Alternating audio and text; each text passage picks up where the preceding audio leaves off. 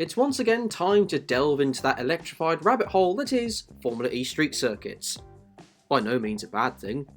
I'd even argue it's quite a good thing. This time we take a trip to Uruguay in what is seen as South America's Monaco, the seaside location of Punta Del Este. This track hosted 3 Formula E races over a sporadic period, which I'll get onto later in the video. However, whilst a lot of people remember this track from Formula E, racing in Punta del Este began as early as 1981. Whilst I can't find any footage for it, an almost 1.5 mile circuit was used for most of the 80s for South American Formula 2 and Formula 3 championships. Racing ended at that track in 1988, briefly returned in 1991, and then left again, with racing not returning to the Maldonado region of Uruguay until 2007. Argentina's premier touring car class, the TC2000 series, was brought to a much different track to the one used back in the 80s. Unfortunately, there's no footage of that either. However, the track was changed for 2008 and 2010, which luckily there is footage for. The first thing you notice is, goodness gracious me, it's tight. If you think you can fit 3 of these cars side by side at any point around this circuit, think again, it ain't happening. In fact, this track is really quite bemusing. For example, the start line and the finish line are in separate locations. Technically speaking, at least. I mean, they are adjacent to one another, but in a race car, you have to travel what must be a mile before you get from the start line to the finish line. Then, there's the first corner. Here is the start of the race. As you can see, they go around a fairly quick, sweeping left-hander for turn 1. Now let's see the first corner after the first lap. It's a completely different ball game now. It's now a tight chicane with cones blocking off where you initially went on the first lap. When I saw this back, I couldn't believe my eyes. I keep saying this, but when you think you've seen it all in racing, another thing comes along to keep you on your toes. I know why it was done, but it doesn't mean it isn't strange to see. TC2000 never returned to Punta del Este after 2010.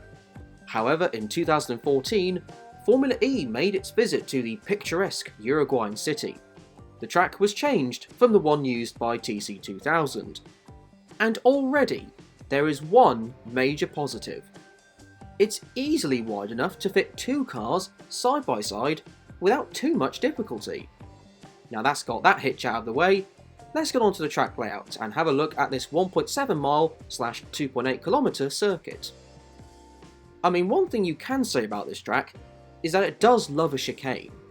I make that 1, 2, 3, 4 chicanes around this track. That means there's a chicane every 0.42 miles you do around this track. Personally, I don't know what to make of them. For me, they destroy a lot of opportunities at trying to create overtakes, because there's obviously not a chance of going side by side through the corner, unless you decided to skip the chicanes, which is not how you're meant to take the circuit. However, for what they took away in the racing quality department, more than made up for it in terms of the challenge they posed. You had to carry good speed through them, which meant that the drivers were having to thread the eye of a needle, especially as they had small sausage curbs on some sections of the chicanes, so that drivers couldn't take too many liberties with them.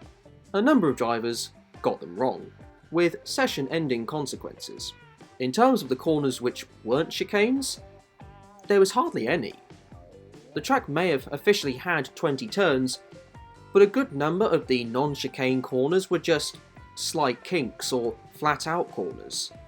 The exceptions being turn 8/9, which I personally count as one corner, turn 13 and turn 19/20, which again I'd class as one corner.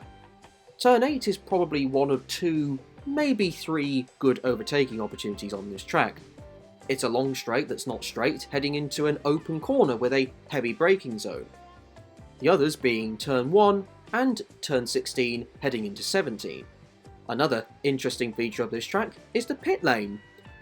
Considering the restricted area they had to utilise, I think the pit lane entrance is pretty good.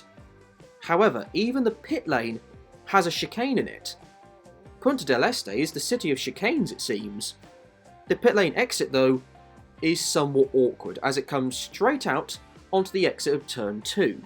Obviously, that's not ideal, but at the same time, I can't think of a better way round it with the current corner layout, along with the geography that the track designers were restricted by.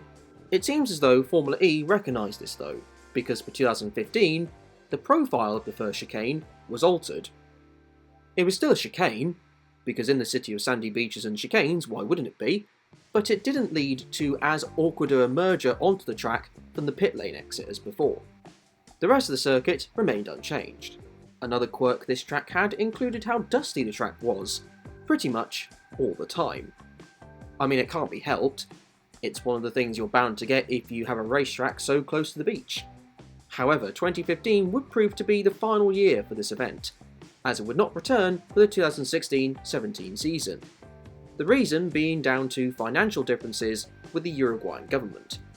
So, that was not it. It made a return in 2018, although only as a replacement for Sao Paulo. In fact, construction of the track started just over 3 weeks before the day of the race. So, a tight time frame to get the track ready in time, but they did finish it. After 2018, that was it. And that's for good this time. Or at least until the uploading of this video. I mean, there's always a chance that this track would return in the future. If it did, then I wouldn't mind that, because this isn't too bad of a circuit. Personally, there are far too many chicanes.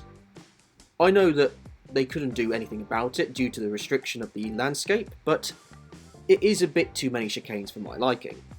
Although, if chicanes are your thing, then this track for you to drive around will be absolute heaven, so long as you don't get too greedy with the curbs. That though is going to be it for this video. Thank you very much for watching. What are your opinions on this circuit? Do you think Punta del Este should make a racing return? Or do you reckon Punta del Este returning would work about as well as trying to say please no Punterino in the hope you don't get wiped out of a race? Only people who watch Jimmy Broadbent's content will understand that reference. Say your opinions in the comment section, along with any other street tracks you'd like to see featured in this series. However, until the next video, enjoy the rest of your day.